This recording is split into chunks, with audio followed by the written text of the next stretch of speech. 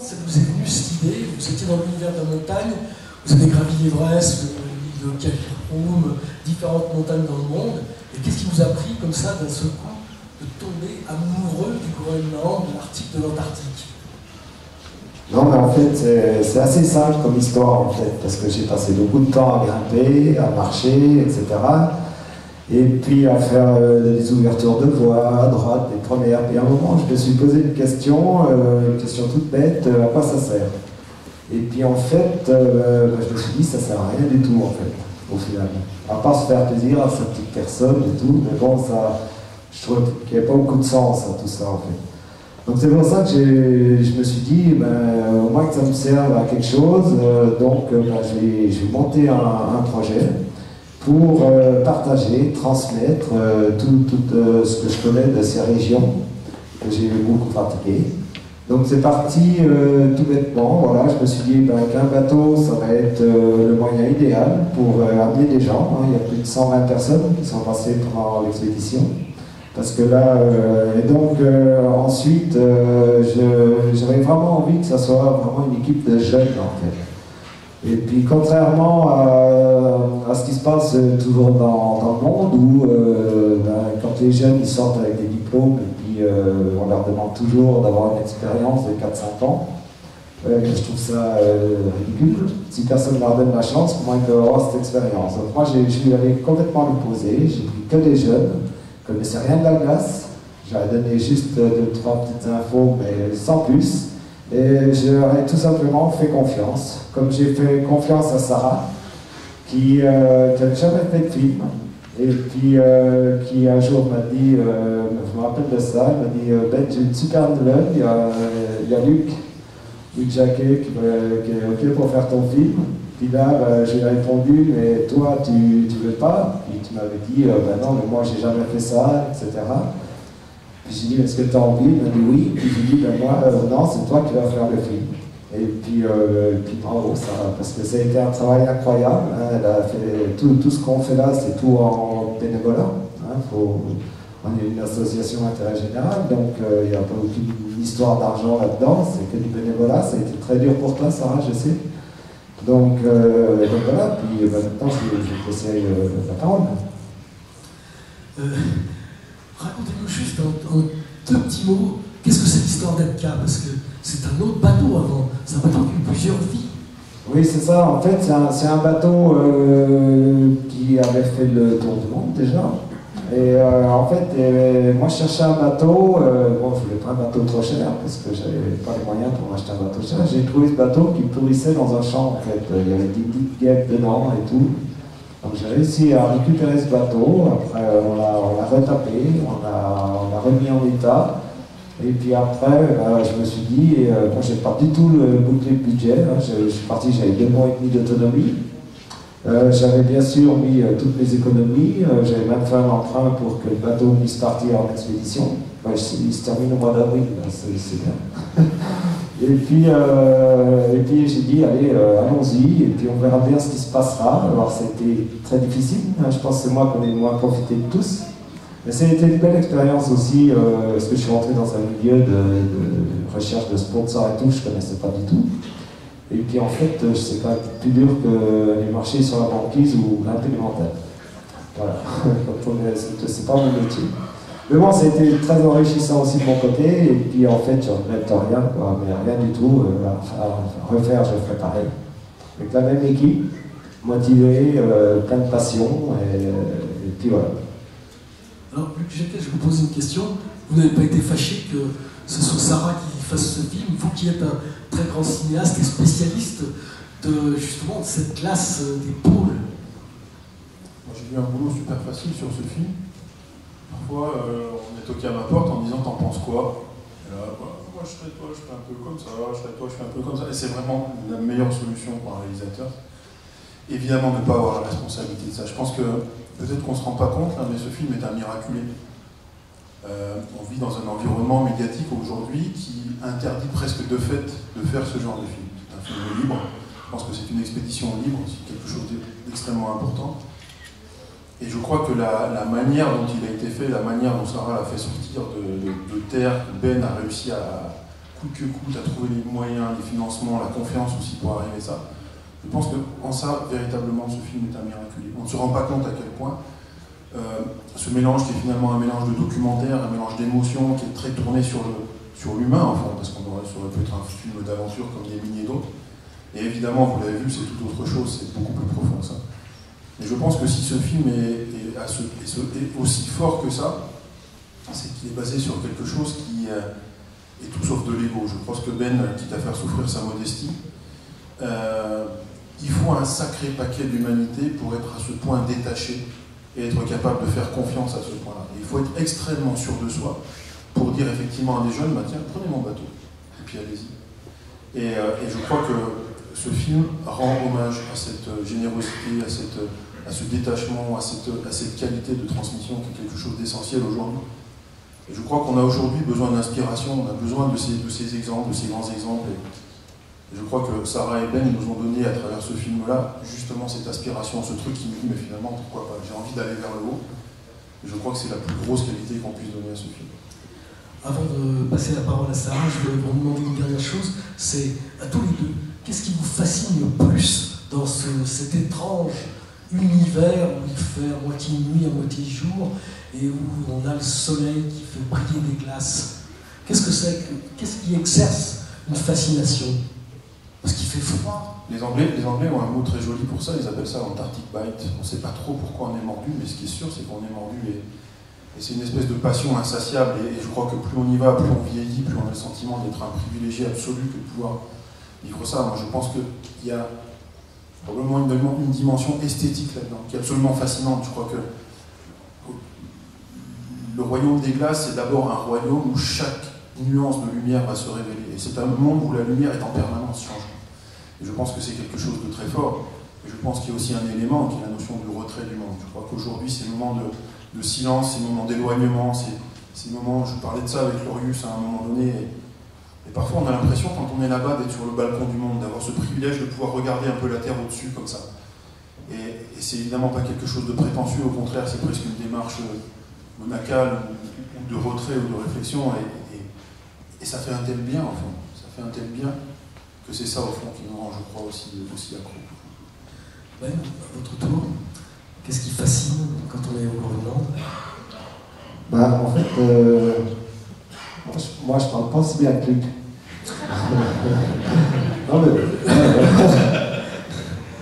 Non mais en fait, l'Arctique ou l'Antarctique, ces univers-là, en fait, moi je trouve qu'il faut vraiment y aller pour voir vraiment ce que c'est, et puis l'atmosphère, l'ambiance qu'il y a là-bas.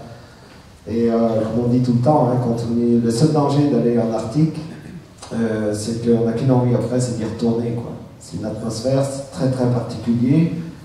Il fait froid et tout, mais c'est pas l'enfer hein, non plus. Hein. Maintenant, on a des équipements qui nous restent ça, mais c'est toute une atmosphère, une ambiance qui est vraiment très très forte. Sarah, vous avez ressenti quand vous avez tourné ces images, cette atmosphère un peu particulière qui règne sur ces glaces? Oui, ben, je les rejoins tout à fait dans ce silence, dans ces lieux où on se sent hors du temps, en fait, dans un monde qui est de plus en plus connecté. Et c'est vrai qu'on était il n'y a pas si longtemps en Mongolie avec Luc pour un autre tournage. Et en fait, c'est des moments où on se déconnecte et on peut vraiment se retrouver en osmose avec la nature. Et des gens qui vivent encore comme ça, notamment justement pas mal de personnes qui vivaient au Wet'suit, même s'ils restent connectés. Mais en tout cas, c'est vrai que c'est des moments où on peut se retrouver, réfléchir, on a une grande créativité tout de suite quand on a du temps pour penser, pour vivre l'instant. Et puis les lumières, comme disait Luc, moi étant photographe et qui filme aussi, c'est juste tous les endroits froids sur Terre. Moi, avant de bosser dans des milieux froids, j'adorais tout ce qui est tropique, et maintenant j'aime plus, parce qu'en fin de compte, tous les lieux où il fait froid, vous avez une lumière incroyable et qui est toujours différente en fonction des jours. Et je me rappelle très bien en filmant Atka, je me disais oh bah c'est bon, je filmerai ça demain. Et en fin de compte, je l'ai fait une fois pas deux, parce que je savais que chaque jour était différent du suivant, et chaque journée, chaque lumière, chaque moment, chaque nuage était une espèce de tableau qui se dessinait juste une fois, et pas deux. Quel était le moment pour vous qui était le plus émotionnellement fort? On a le sentiment, quand on voit Christine Janin arriver, on le verra tout à l'heure d'ailleurs avec ses femmes, qui se battent contre quelque chose, contre la maladie. On a un sentiment qu'il se passe vraiment quelque chose de très important. C'est là, en fait, du coup, je pense qu'on a vraiment... Enfin, on réalisait déjà que ces lieux étaient forts, mais justement, quand on a accueilli Christine Janin et tous les membres de l'association À Chacun Son Everest, là, ça a complètement fait écho, ces paysages, avec du coup ces combats qui étaient menés par ces femmes et ces enfants. Il y avait aussi le retour de Ben, donc en fait, c'était aussi une espèce de moment où j'avais suivi Ben depuis plusieurs mois. J'avais essayé de dire, allez, Ben, s'il te plaît, il faut que je te filme, c'est important, alors qu'il n'était pas du tout bien. Et au final, il revenait enfin sur son bateau. Et puis à côté de ça, il y avait justement Christine Janin et toutes ces belles personnes qui arrivaient et qui étaient justement, qui nous faisaient revoir le Groenland. Ça fait plusieurs mois qu'on était sur place, avec leur regard, avec leur sensibilité, avec leurs émotions. Et moi, j'en garde un super souvenir parce que c'était une leçon de vie, d'humilité. Quand on ressort justement des discussions que j'avais avec Pascal, Cécile, Alex, tous ceux qui étaient là, en mode on se sent nul quand des fois on a des petits moments de doute dans la vie, de stress qui sont complètement débiles par rapport à tout ce qu'ils traversent, tout ce qu'ils ont compris. Ben, c'est juste respect, ouais, cette expérience était particulièrement forte. Ouais. Ben, est-ce que c'est un privilège de vivre de telles choses? Ouais, moi j'aurais juste une petite pensée pour Cécile, qui est dans le film et qui nous a quittés malheureusement. Donc voilà, une petite pensée pour Cécile, c'est important. Bien sûr. Et comme je dis dans le film, cette semaine avec Christine, et puis après on a enchaîné avec Vanessa, ça a vraiment été les semaines les plus fortes. La semaine quand Christine est partie avec ses femmes et ses enfants, là, pour la première fois sur le bateau, les mômes, je les appelle les mômes, ils se sont posés et puis ils se sont pris une grosse claque, quoi, vraiment. Alors ils nous ont tous dit en partant oh, merci Ben, merci Baptiste, merci tout le monde. Mais en fait, je crois qu'ils nous ont apporté plus que ce qu'on leur a amené nous, en fait. Merci. Alors, je sais qu'il y a un aspect qu'on ne voit pas beaucoup dans le film, c'est l'aspect pédagogique. Parce que derrière ADCA, il y a des écoles, il y a tout un ensemble de choses qui fait qu'on va communiquer, vous allez communiquer de l'émerveillement et faire naître des vocations, en tout cas de la connaissance par rapport à ces milieux. Oui, en fait dans le film, on n'a pas pu tout mettre. Et non. Parce que voilà, il aurait fallu faire un truc plus long, qui coûte plus cher, etc. Donc, mais un des projets les plus importants à mes yeux, c'était le programme pédagogique. Parce que c'est hors de question de faire quelque chose comme ça sans avoir un programme pédagogique, un vrai programme pédagogique où nous-mêmes, après, on va au contact des écoles, on va voir les enfants, enfin, etc. On crée vraiment un lien. Et ça, c'est vraiment très important de ce programme pédagogique qu'on a malheureusement pas pu mettre dans le film pour l'histoire de Taïwan. Écoutez, on va en profiter, on a des gens qui s'en occupent de ce programme pédagogique. On va les faire monter sur scène. Luc et Sarah, je vous remercie beaucoup. Ben, vous restez avec nous. Alors, mesdames, vous faites partie de tout cet aspect pédagogique. Vous allez nous raconter ce que c'est que, je crois que ça s'appelle ADCA Polar School. C'est presque ça. Oui, c'est ça, c'est ça. C'est ça, bon, formidable. Alors, qu'est-ce que c'est? Alors, ADCA Polar School est né en fait de l'expédition que vous avez vue là. Il est né pendant l'hiver et l'idée c'était de partager ça en fait avec des classes en France. Donc, ça a démarré comme ça. Ça a démarré un petit peu très très simple en fait, d'aller juste dans les écoles, de dire bah tiens, on a une expédition sur un bateau. À cette époque-là, on n'avait aucune image, pas de photo, rien. Et en fait, des enseignants se sont emparés du projet et l'ont partagé avec plein d'enfants. Et du coup, il y a eu 500 enfants qui avaient suivi le premier projet et ils avaient créé plein de carnets de voyage, plein de trucs. Donc ça avait trop bien marché. Et l'idée, c'était de partager juste le quotidien, de montrer cet univers que nous, on découvrait aussi à travers ADCA, de montrer la beauté de l'Arctique, comme le disait très bien Luc, d'inspirer les jeunes, de donner de l'enthousiasme, de l'émerveillement, et de voir un petit peu comment ça pouvait en fait marcher dans les classes. Donc il y avait plein de niveaux différents, plein de classes en France. Et en rentrant, on s'est dit, non mais c'est trop chouette, il faut qu'on continue. Et donc quand on a relancé l'expédition, que vous ne voyez pas là, mais qui est actuelle, eh bien on a relancé ça. Donc là aujourd'hui d'ailleurs, il y a pas mal d'enfants qui sont là et qui suivent la grande chance le projet pédagogique Atka Polar School 2. Et qui du coup, c'est pour ça que d'ailleurs Marie est là, qui elle coordonne en fait toute la partie dans les Alpes. Donc je tiens à remercier d'ailleurs les enseignants, parce que c'est grâce à eux qu'en fait le projet vit, clairement, parce que nous on va dans les écoles, on crée du contenu, mais c'est les enseignants qui sont derrière ultra motivés, donc merci à vous. Et puis ça me permet de passer la parole à Marie. Oui, absolument, on va passer la parole à Marie. Je vais juste rappeler que vous êtes de Brest, que vous êtes océanographe, et que donc vous racontez tout ce qu'on voit là-bas, qui est quand même très important, parce qu'on voit aussi la dégradation d'un milieu. Ouais, c'est vrai qu'on aborde, c'est évident qu'on va aborder le côté climatique à travers l'Arctique. Et Atka va devenir un vecteur en fait, pour pouvoir parler de beaucoup de thématiques qui en fait se voient aussi ici dans les Alpes, clairement, et dans plein d'endroits. Et oui, effectivement, je viens de Brest et je suis ingénieur de recherche en océanographie. En tout cas, ce que je faisais avant, mais maintenant c'est de la pédagogie. Ouais. Alors Marie, vous venez de Chambéry et vous avez fait un master de géographie et de géomorphologie. Et vous avez travaillé au CREA, qui est un institut ici à Chamonix.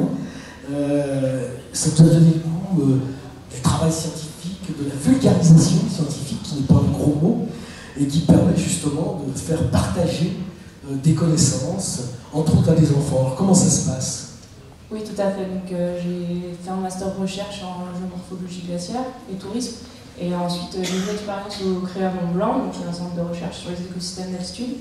Et là, j'ai tout de suite eu le goût pour la vulgarisation scientifique et la transmission des connaissances sur un milieu de montagne qui est en mutation constante. Et ensuite, j'ai découvert le projet Atka et j'ai vraiment souhaité embarquer sur Atka 2 avec la pédagogie. Et à l'heure actuelle, j'ai différentes classes qui suivent dans la région, entre guillemets, région Alpes. Et donc, d'où ce soir, par exemple, la petite exposition qu'on a mise juste à l'entrée, parce qu'il y a plein d'enfants, je les salue au passage, qui suivent le programme Atka Polar School ici à Chamonix, dans la classe des Ouches, à Megève, vers Chambéry aussi, et qui suivent cette exposition, qui à travers des vidéos, que Anne-Claire, Paul réalisent tout à fait très bien pour transmettre ce qu'ils vivent au quotidien, et aussi sur les spécificités des milieux polaires. Et ce qui est intéressant pour la région Alpes, c'est qu'il y a une similitude entre les milieux. Et moi, c'est ça que j'ai envie de transmettre et de partager.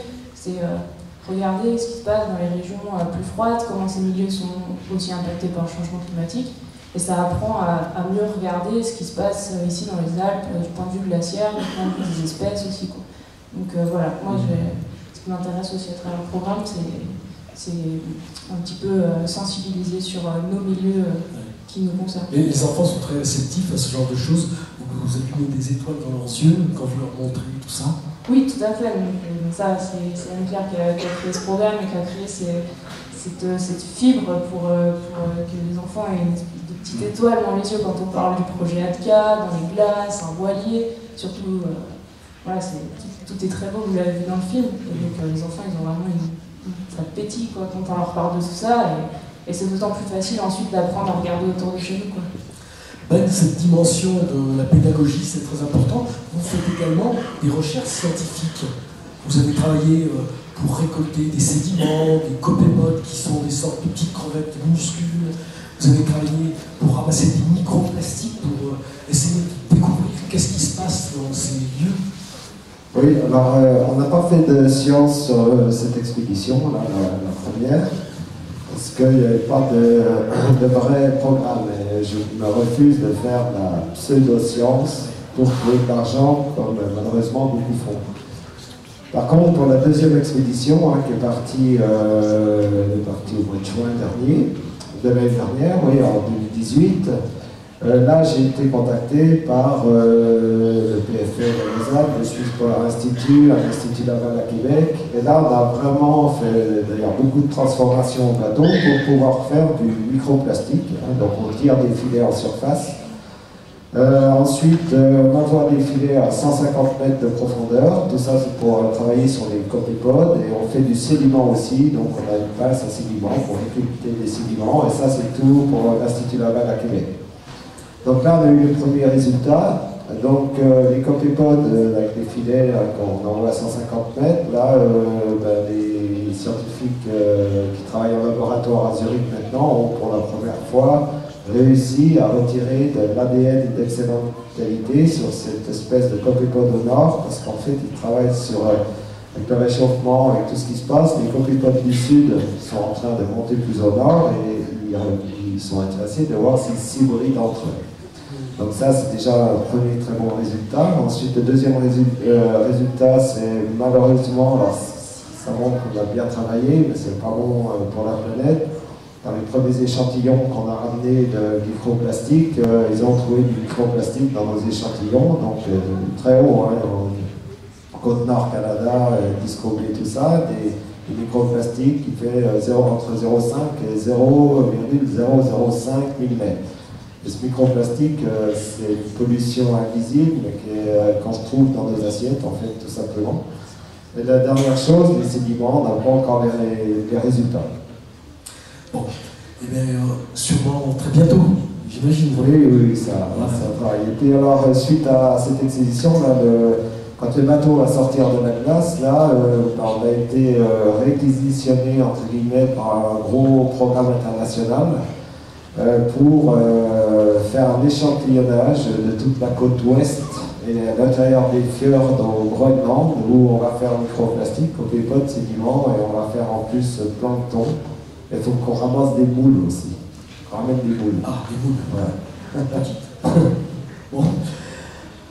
On va parler d'un autre aspect maintenant, qui est très important, c'est que vous avez emmené, on l'a vu dans le film, des circassiens, vous êtes des gens qui pratiquent l'art du cirque, vous avez emmené des peintres, comme Gilda Flao, qui est un navigateur également, et puis vous avez emmené un écrivain, qui est un jeune écrivain, qui s'appelle Julien Blanc-Gras. On va l'accueillir sur scène, et moi je vous recommande vraiment la lecture de cette petite merveille qu'il a écrite, qui s'appelle Briser la glace. Ouais, il n'a pas écrit qu'une merveille. Hein. Non, il n'a pas écrit qu'une merveille, non, il a écrit également Touriste, qui est un livre remarquable. Julien Blanc-Gras, si vous voulez nous rejoindre. Merci mesdames, on peut les applaudir. Ah ben alors Julien, comment vous avez rencontré cet homme remarquable? Alors c'est grâce à Marie-Christine Guérin au départ, donc des éditions Guérin et Bolsem, qui avait lu un livre et qui m'a proposé de faire un livre chez eux.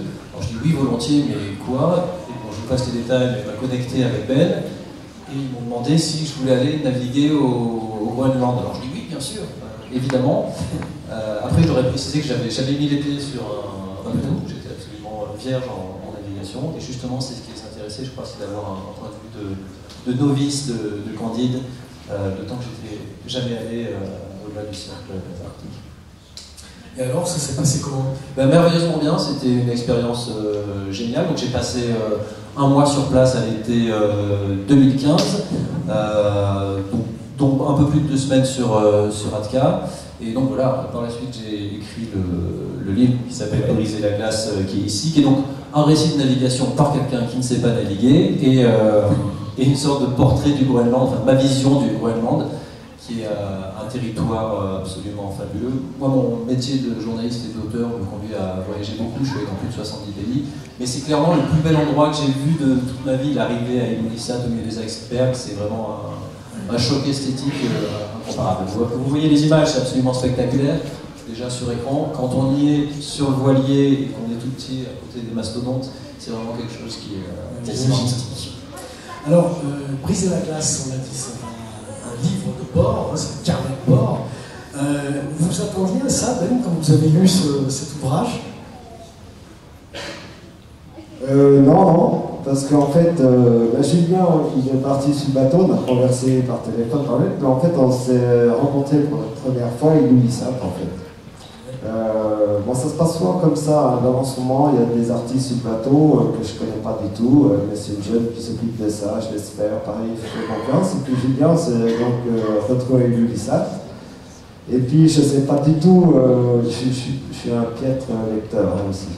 Donc, je ne sais pas du tout ce qu'il avait écrit, et puis donc j'ai lu un premier petit livre qui m'avait bien plu, Et j'ai bien sûr après été surpris, puis j'étais content de voir justement qu'il sortait un livre de tout ça, quoi.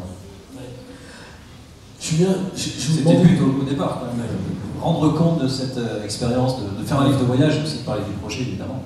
Alors je vais vous demander, Julien, de nous lire un petit extrait. Vous allez quand même nous mettre en place cet extrait? Oui. Alors, c'est un moment où on a quand même j'ai eu une petite frayeur sur le bateau.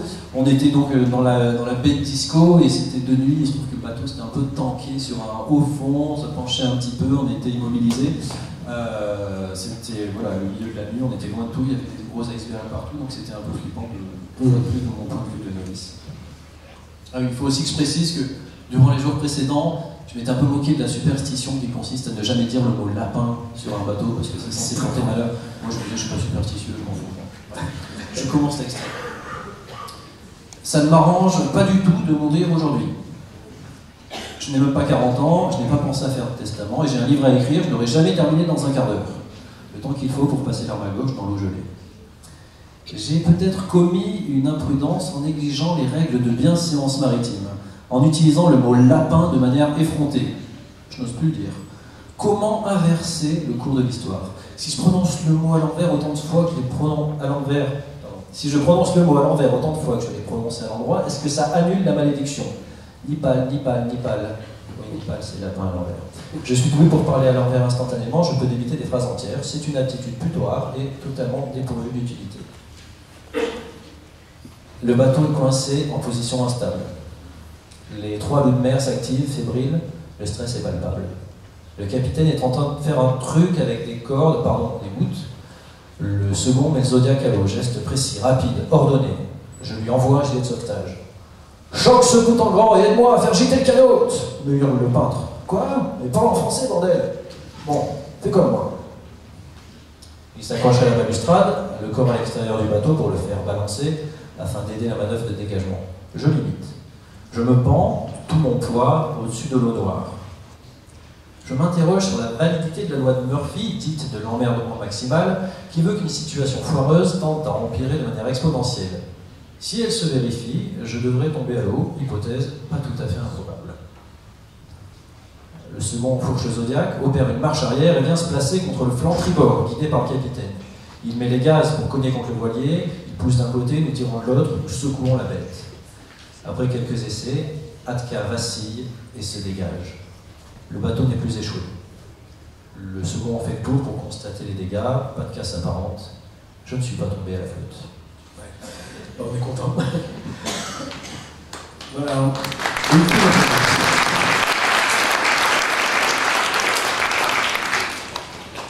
Quand on revient d'un voyage comme celui-ci, quelle est la chose la plus importante qu'on ramène en dehors de cette écriture?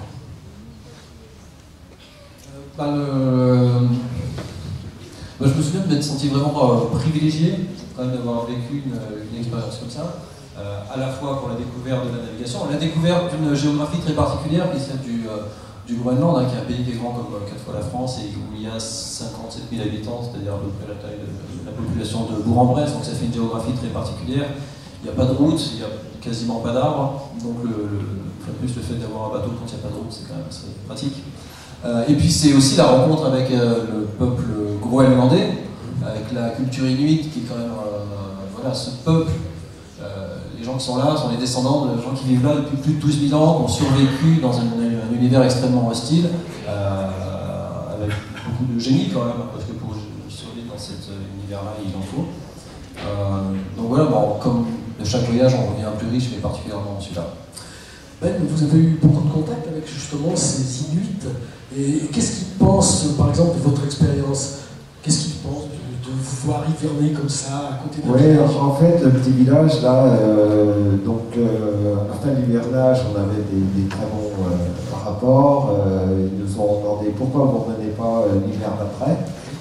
Donc voilà, moi j'avais besoin de souffler un peu. Donc là, on est à nouveau vers le village, ils sont très contents. On est vraiment très bien accueillis. Bien, on respecte beaucoup aussi quand même leur tranquillité.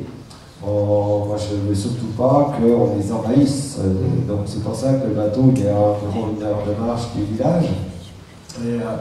Et donc, on fait beaucoup de choses avec eux, mais ça se passe vraiment, vraiment bien. Et on sait que moi ça me rassure parce que quand il y a des mômes sur le bateau, vous avez vu dans la nuit polaire actuellement, bon, c'est quand même des conditions qui peuvent être très difficiles. Surtout que je les ai envoyés, ils ne connaissaient rien en fait, hein, donc ils découvraient tout sans arrêt. Bon, je savais que le bateau était en parfait état, que c'est un bateau très solide qui est fait pour ça. Hein. C'est pas n'importe quel bateau, hein. Il y a une coque spéciale, on relève les dérives, ça prend, il n'y a aucune prise dessous. Donc c'est vraiment un bateau, je savais qu'ils avaient vraiment un très très bon refuge où voilà, le seul risque c'est le feu, quoi. Et moi, ça me rassurait d'avoir quand même ce village pas loin où on avait quand même bien noué contact. Je savais que s'il y avait quand même un problème, voilà, ils étaient quand même pas loin et ils allaient vite les aider, quoi. On n'a pas tout à l'heure évoqué dans l'histoire de l'ATCA, c'est un bateau qui a eu plusieurs vies. Donc ça a été le bateau de Jean-Louis Etienne, si je ne me trompe pas. Non, ça c'est Tara, ça. Tara. Oui, c'est ça, c'est Tara. Oui, c'est un bateau donc, qui a été construit par Jacques Pellion. Donc il est parti, il a fait un tour du monde complet. Il est passé par l'Antarctique. Il a vraiment fait un gros tour du monde. Hein, il a fait 60 000 nautiques en gros. 60 000 nautiques. Ensuite, c'est un bateau qui a été racheté par un couple pas longtemps. Et après, c'est 3 personnes qui l'ont racheté. Et puis, pour ma plus grande chance, ils se sont disputés, donc ils ont vendu le bateau pas cher. Ok. Oui, allez. Je vais dire un truc sur le bateau. Un bateau, c'est un moyen de transport, c'est aussi un moyen de communication. Je m'en suis rendu compte parce que le bateau nous permettait de nous déplacer, d'aller dans des endroits qui n'étaient pas forcément accessibles, dans les petites communautés, les petits villages.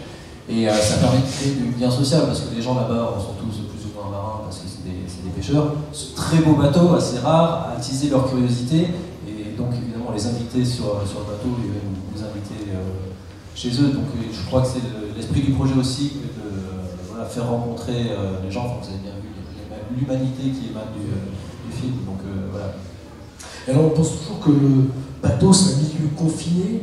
Est-ce que c'est difficile de vivre comme ça en petite communauté, dans un lieu clos? Alors moi je me posais la question, d'autant que j'avais jamais vécu cette expérience-là, et je suis arrivé à Ilulissat, je suis monté sur le bateau, on est parti direct, et je savais que j'avais passé 2 semaines avec 3 mecs que j'avais jamais rencontrés, avec lesquels j'avais eu aucun contact. Donc je ne savais pas qui étaient ces gens-là, je ne savais pas si on allait devenir amis pour la vie ou s'entretuer, ou tout simplement s'ennuyer. Il se trouve que ça s'est très très bien passé parce que je crois que Ben sait faire ses castings et puis tout le monde était content d'être là et heureusement parce que c'était une expérience rare. Donc moi j'étais avec 2 skippers qui étaient Maxime et Brieux, qui ont eu la générosité de m'enseigner des tas de choses. Et avec Gilda Flao, qui est un peintre, qui à l'issue de son voyage a peint le bal des glaces, voilà, magnifique livre, très beau livre aux éditions Possède. On peut trouver à la sortie, il y a une splendeur, c'est vrai, avec des portraits de gens, de bateaux qui sont extraordinaires. Merci Julien Blandrin. Merci à vous. Merci une fois encore à vous.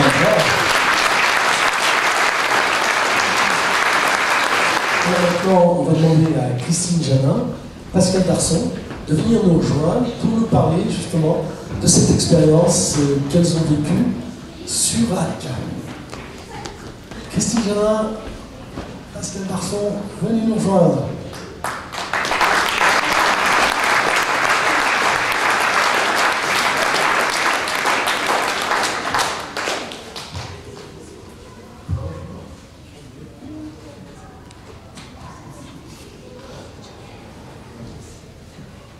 Alors, on est ravis de vous accueillir également avec nous. On vous a vu dans le film, toutes les deux.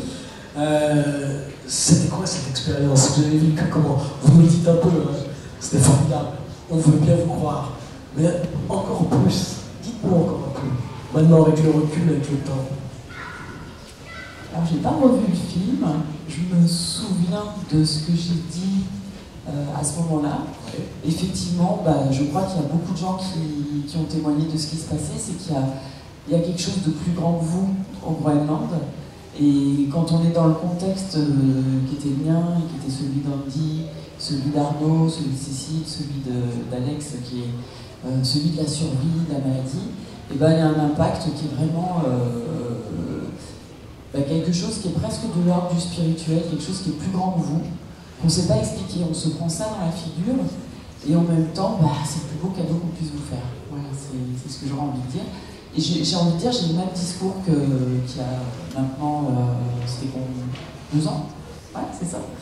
Et puis c'est un moment magique, tout simplement. Vous aimeriez le renouveler?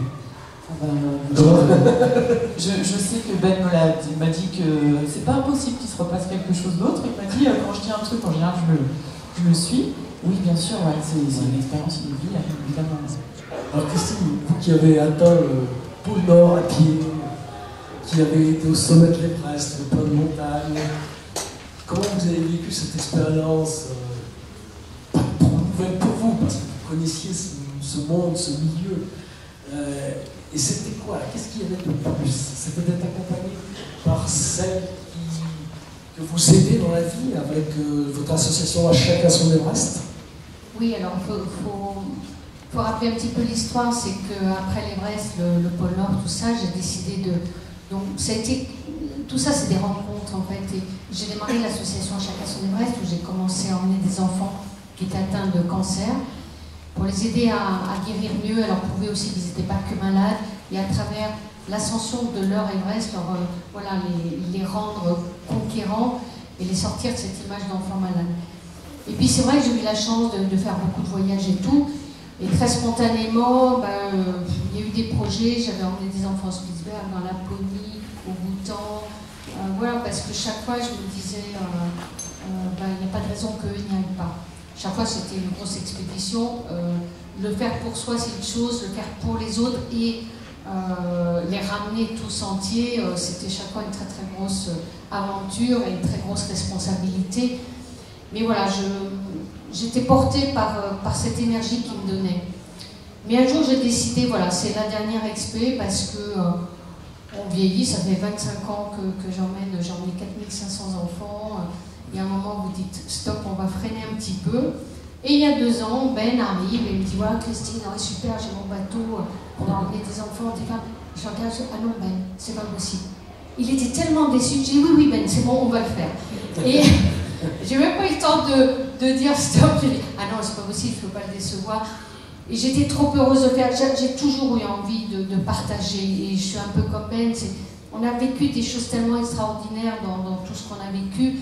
Quand on peut le partager, alors c'est vrai que c'est une très grosse responsabilité, que je ne suis pas très zen dans ce genre de projet. Quand on met 6 jours pour aller là-bas, vous avez des enfants, il y avait une femme, Cécile malheureusement, qui nous a quittés, qui apprenait juste la veille de partir qu'elle rechutait. Je ne pouvais pas ne pas l'emmener. Et pour moi, c'était encore plus important. Et c'est vrai que ça prend encore une dimension, mais c'est vrai que en même temps, chaque fois, moi je suis là en disant bon, tout va bien, c'est bon. Le petit jeune qui va sur le bateau, qui oublie ses médicaments et tout, j'ai dit bon, indique tes médicaments. Voilà, donc je suis un peu la maman là, et avec toute cette responsabilité, mais c'est chaque fois magique. Je crois qu'à Chacun Son Everest, chaque fois c'est magique. On était arrivé, il faisait doux, on a eu les aurores boréales, on a eu des couleurs magiques, le bateau qui était là, enfin, tout s'est passé, mais c'était cadeau. Et je crois que dans la vie, il faut oser parce que tout ça, en fait, c'est de l'amour, c'est du partage, et puis d'oser, les choses se sont faites spontanément, et c'est le plus beau cadeau, c'est de revoir ces images, les couleurs, les images qu'a fait Sarah, mais chaque fois, c'est beau, quoi, et de pouvoir le partager, de savoir que Cécile allait retourner cet été avec... toi, tu es retournée avec sa famille pour vivre ce qu'elle a vécu. Voilà, on sait que ça a existé, que ça a été pour elle magique, pour Andy, Arnaud, tout ça. Arnaud, je l'avais emmené, c'est un jeune, je l'ai eu à 18 ans, et je l'ai emmené, alors lui, je l'ai emmené au pôle Nord, je l'ai emmené en péninsule de Valdez, je l'ai emmené en Laponie, je l'ai emmené, et quand il y avait ce projet, je dis bon, allez Arnaud, c'est pour toi, il est devenu douanier, il fait du bateau et tout. Voilà, il y a des liens comme ça qui se font dans la vie et qui font que, voilà. Et Pascal, c'est tout simplement, un jour je lui dis, on partait au festival de yoga de Val d'Isère, Et puis j'ai dit, voilà, j'ai un projet, il faut que j'aille au Groenland, voilà. Et elle me dit, ah non, mais c'est mon rêve. J'ai dit, ok, c'est bon, tu viens avec moi. Et ça s'est fait comme ça, voilà. Aussi facilement que ça passe. Ouais, la vie c'est comme ça, je crois que, parce que c'est compliqué, pourquoi elle, pas elle, voilà, elle a demandé. Je crois que dans la vie il faut demander. Ben il est venu me proposer, je n'ai pas su dire non, et voilà. Maintenant quand même, je ne suis pas sûre de refaire des gros voyages avec des enfants, des femmes. Ben, Je vieillis un peu. comment vous vous êtes connus? Ah ben alors Ben, c'est une longue histoire d'amour, parce que... Alors racontez-nous cette belle histoire d'amour. Quand j'étais au pôle Nord, c'était en 97. En fait, oui, parce que la toute première fois où on s'est rencontrés, c'est que tu rentrais du Kilimanjaro où tu avais descendu en parapente. Oui, avec Catherine Destivelle. Et Catherine Destivelle. Et tu es arrivé, moi j'étais stagiaire chez Bouillou à Annecy, j'étais en formation pour le monitorat parapente. Et tu es arrivé, ouais, ça commence comme ça. Et puis tu es arrivé, elle venait se former en parapente parce qu'elle avait volé du Kilimanjaro alors qu'elle ne savait pas faire. Et puis voilà, elle s'est formée après. En fait. Et c'est là où on s'est vu pour la première fois. Il y a des choses que j'oublie comme ça. Mais surtout, Ben a fait partie de ces militaires que j'avais rencontrés. J'avais fait un petit raid au pôle Nord d'une semaine et c'est là que tout d'un coup je me suis dit, mais là il y a la traversée qui n'a jamais été faite par une femme, tout d'un coup je vais le faire. Et il y avait les 4 militaires avec Antoine, Ben, l'autre Antoine et Bernard qui arrivaient au pôle Nord quand on y était. Et j'ai revécu, parce que j'avais dit que j'arrêtais les expéditions. Et je revis l'arrivée, le succès, et puis j'avais fait ça en autonomie totale et tout. Et je rentre, j'ai dit non mais il faut que je le fasse. J'avais pas imaginé que c'était aussi dur, quand même 62 jours sur la banquise à tirer Sapulka. Mais voilà, ils m'ont accompagné, ça a été ma base arrière, donc tous les jours, big, big, big, allô, allô, Ben, tu nous. Donc c'est nous qui disions où on était.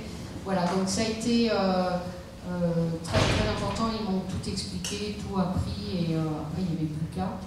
Voilà, puis après, chacun vit sa vie, puis les liens sont tellement forts que dès qu'il y a des beaux projets.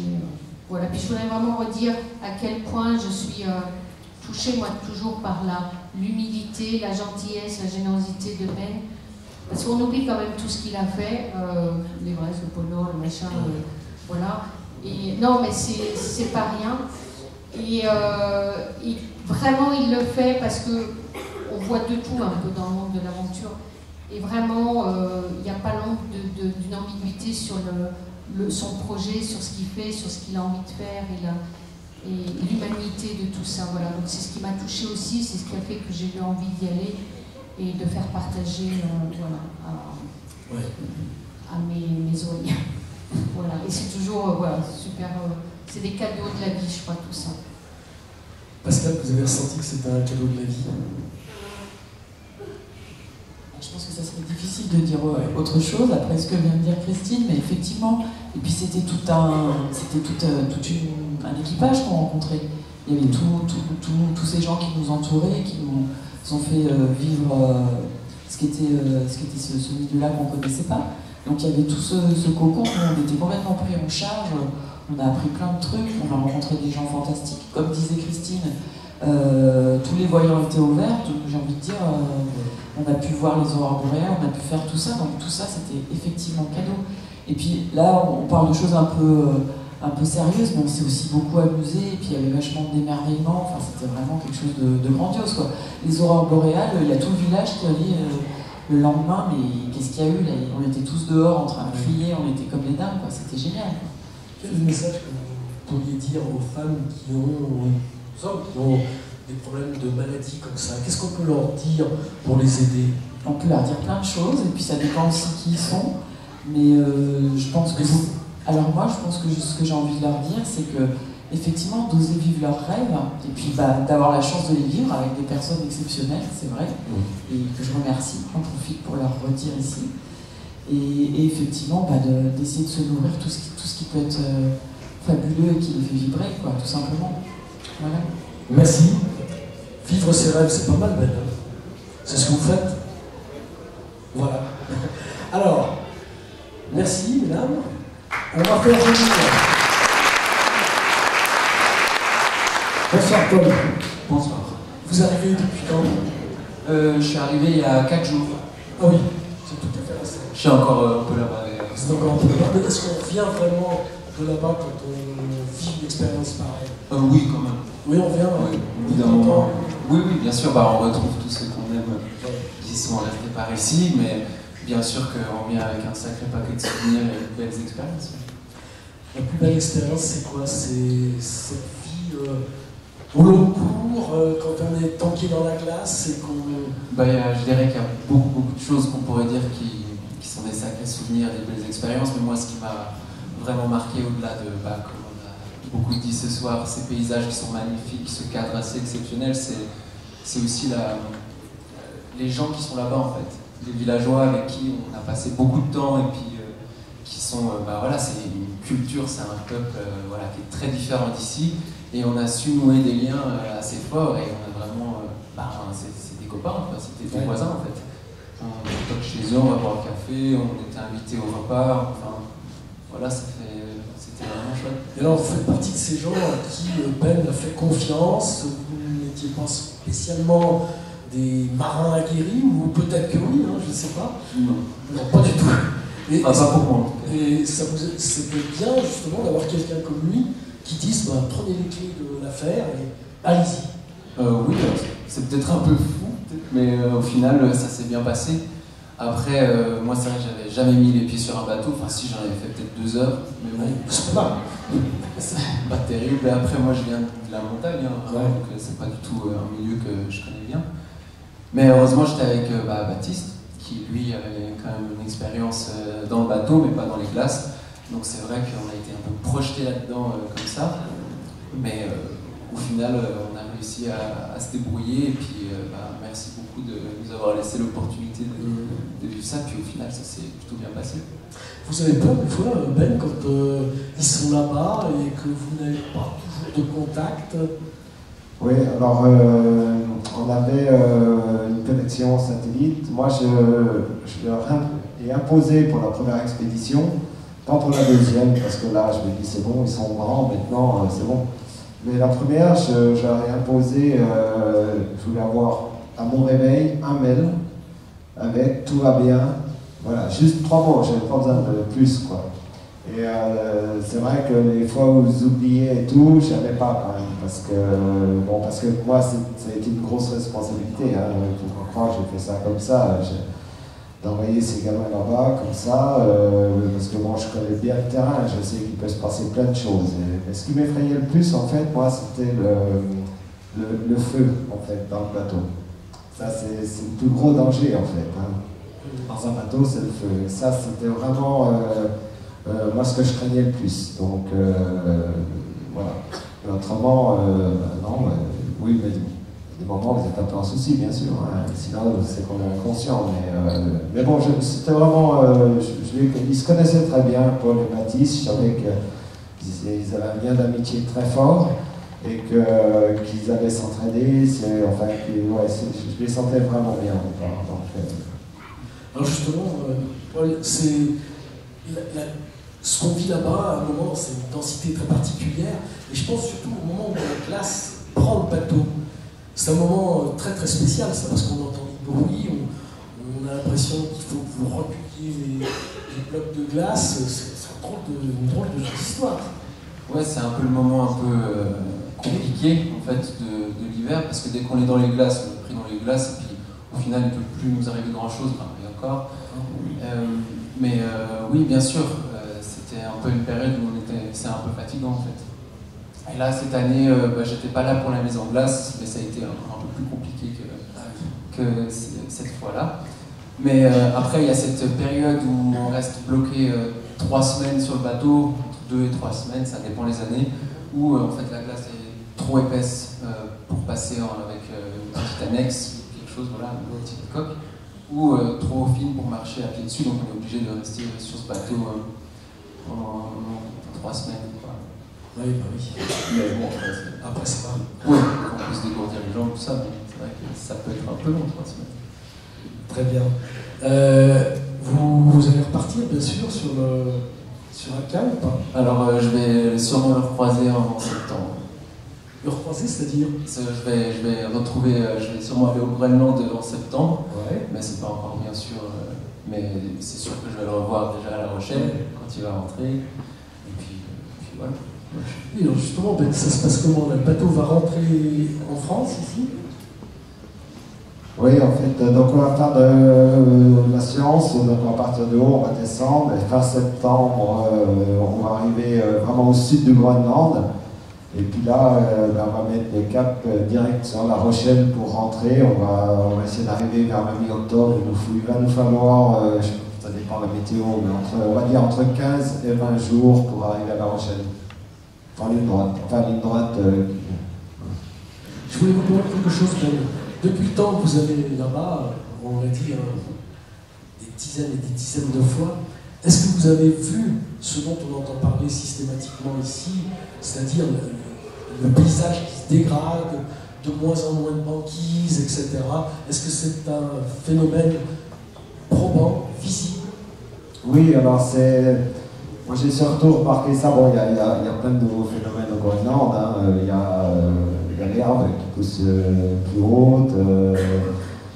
C'est surtout aussi au niveau de la glace. Hein. Il faut savoir qu'il y a 10 ans en arrière, entre Ilulissat et Orratsut, ils roulaient en voiture sur la glace. Donc, hein, alors que maintenant, ça se fait en bateau, même au mois de décembre, janvier.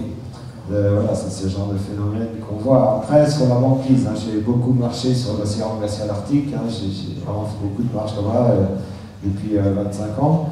Et en fait, on voit avant, c'était des crêtes de compression. Alors, les crêtes de compression, c'est deux plaques de glace qui se rencontrent, hein, qui peuvent être grandes comme un département ou comme la taille de la vallée de Chamonix. Elles se rencontrent sous l'effet du vent des courants.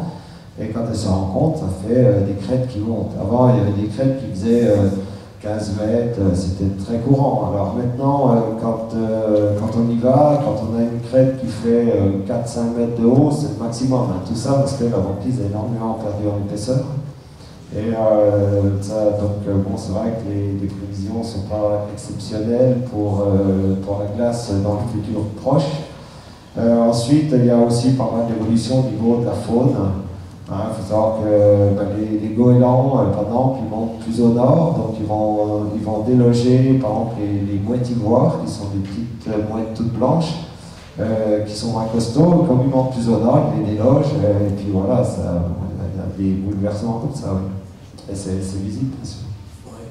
On voit justement un peu les animaux dans le film, il y a des pattes musclées, c'est comme ça. Oui, les bœufs musclés, oui. Ils font partie de. C'est des chèvres, hein. C'est la famille des chèvres. Ouais. Non, je dis pas de bêtises. Hein. C'est pas des Ouais, non, ça fait partie de la famille des chèvres. D'accord, pourquoi pas. Et alors, est-ce que les Inuits, eux aussi, notent ce changement? Oui, oui, alors eux, ils nous parlent souvent de réchauffement positif. Parce que pour eux, c'est positif, dans le sens où ils ont moins froid. Dans le sens où, avant, ils pouvaient pêcher 4 mois par an parce que sinon ils ne pouvaient pas à cause de la glace. Maintenant, ils peuvent pêcher 8 mois par an. Maintenant, après, il y a beaucoup plus de tourisme. Parce que, bon, pareil, sur Atka, il y a une personne qui travaille sur l'impact du tourisme dans les régions polaires, parce que c'est quelque chose qui est en constante augmentation. Moi, je vois aussi arriver de plus en plus de gros bateaux. C'est impressionnant. L'été dernier, c'était fou. Quoi. Il y a des nouveaux gros bateaux norvégiens, 2 gros bateaux russes, où là, c'est des 600, 800 personnes qui arrivent, qui débarquent et tout. Donc, je pense que ça va être assez important d'essayer. On ne peut pas interdire, il ne faut pas interdire. Tout le monde a le droit d'aller là-bas. Il n'y a pas de raison qu'on soit les seuls à pouvoir y aller. Je pense qu'il faut maintenant faire attention et faire ça d'une manière un peu contrôlée pour pas que tout et n'importe quoi se fasse. On va essayer d'avoir quelqu'un qui est un tout petit peu loin. Ouais, alors je ne garantis rien, mais on va essayer d'appeler Baptiste, qui est sur le bateau en ce moment. Donc je pense que ça marche en mettant le téléphone. Ouais. Bon, on va essayer d'avoir, je ne sais pas trop comment est la connexion, on verra. Alors on va essayer. Donc là, il est à combien de kilomètres de nous là? 4000. Et dans quelle situation? Oui. Alors, je fais sonner 2 fois, c'est notre code. Et puis c'est lui qui me rappelle parce que le satellite ça coûte très cher. Parce que voilà. Ça coûte moins cher que quand c'est lui qui m'appelle. Donc est-ce que le code va marcher? On espère. J'espère. Là, il est quelle heure pour lui? Il est 4 heures de moins. 4 heures de moins. Ouais. Bon. Allô, Baptiste? Attends, je suis pas le haut-parleur de l'appareil. Aïe, aïe, aïe. C'est petit. Ouais, il faut. Attends, je crois que vas-y, parle.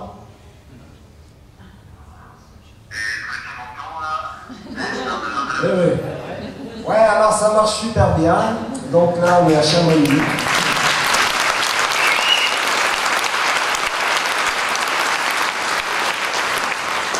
Voilà, on est sur la scène, il y a ton copain Polo qui est là à côté, donc je te confirme qu'il est bien arrivé. Donc voilà, il y a plein de monde. Donc qu'est-ce qui se passe en ce moment?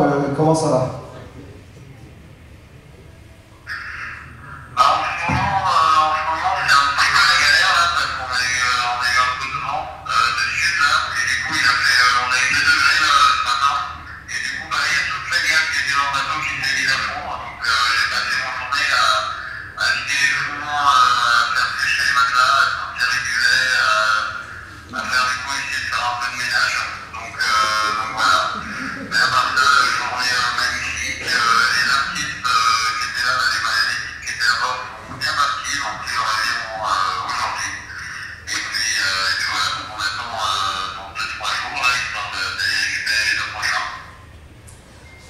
Quel paysage il y a autour de lui? Alors, quel paysage tu as autour de toi en ce moment? On me demande quel paysage tu as en ce moment autour de toi.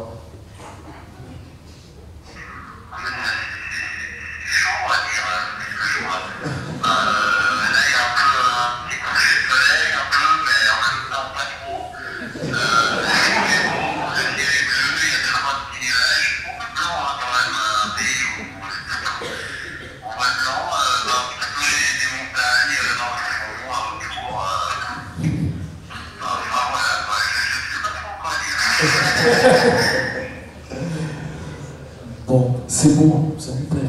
Voilà. Donc, écoute, merci pour ça, Baptiste. Et puis, bon courage pour la suite. Et puis on s'appelle très vite.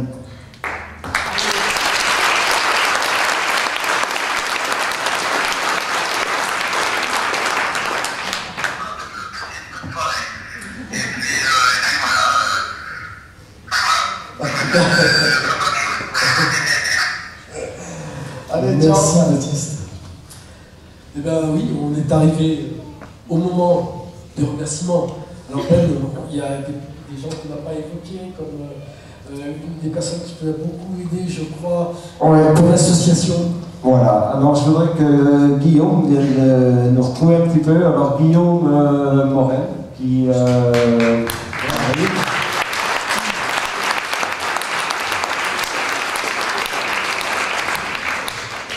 Voilà, alors Guillaume, c'est au tout début du projet, quand je suis parti avec le bateau, tout ça, Guillaume, il a été derrière moi, à m'aider. Ce que j'aime bien avec Guillaume, c'est qu'il fait tout ce que j'aime pas faire du tout. Toute la paperasse, tout le suivi des comptes, tout ça. Donc, mais en fait, c'est tellement important d'avoir quelqu'un comme Guillaume qui est derrière, qui me rappelle certaines choses. Bon, après, il m'a interdit quand même un truc. Il m'a dit, Ben, toi, tu dois ramener de l'argent, mais c'est parce que j'ai oublié un coup une facture de 37 €. Il m'a dit, donc maintenant, tu es interdit de checker une carte bleue, tu n'as le droit que de ramener de l'argent. Et ça tient toujours. Hein. Donc voilà, non, mais Guillaume, c'est vraiment quelqu'un sur qui je me repose. Derrière, c'est très rassurant d'avoir quelqu'un comme ça qui gère, parce que c'est un travail de l'ombre qui est vraiment primordial. Quoi. Ouais. Alors Guillaume, est-ce que vous êtes parti sur Atka ou est-ce que vous en rêvez? Alors non, moi je suis parti plusieurs fois sur Atka et j'ai surtout eu une chance incroyable parce que vous avez vu, c'est une histoire de partage, tout ça. Le seul paiement que j'ai demandé en échange de tout ça, puisque je suis bénévole comme tous les autres, ça a été que Ben m'autorise de partir une semaine là-bas avec ma fille. Et donc j'ai eu la chance, puisque moi j'ai 20 ans de moins que Ben, de partir avec ma fille qui avait 25 ans de moins que moi et de lui montrer. Donc il y a des programmes pédagogiques, il y a tout un monde d'expédition, mais là il y avait aussi face à moi le regard d'une petite fille qui découvrait ça. Elle avait 8 ans, elle est dans la salle d'ailleurs, je sais pas où elle est. Et elle en a marre, elle s'est barrée, je pense. Mais voilà, et ce qui était incroyable, c'est que moi qui suis du même monde que Ben, je suis aussi guide de haute montagne, j'ai aussi fait des expéditions.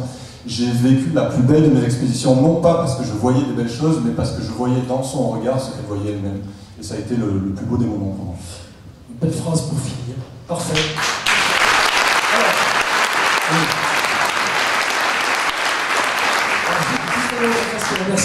Je vous rappelle qu'il y a beaucoup de livres qui ont été réalisés et écrits. Donc vous avez lu tout à l'heure Briser la glace de Julien Blanc-Gras, mais Ben, qui est un excellent photographe, a également un livre paru chez Paulsen, qui est magnifique avec des photos noir et blanc.